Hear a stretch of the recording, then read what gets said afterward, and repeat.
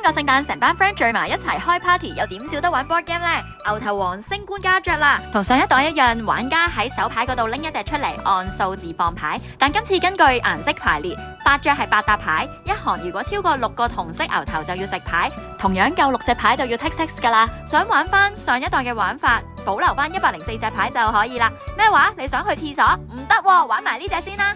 決戰小便斗，邊個爭人廁所就可以去咯。嘴炮遊戲喺你個回合可以偷睇、換牌、霸廁所，甚至忍住唔去噶。目標係拎到3分安全點數，避開俾人哋射尿放屁啊！簡直就係掀起一場廁所爭霸戰啦！玩音樂嘅我又點少得估歌仔時間呢？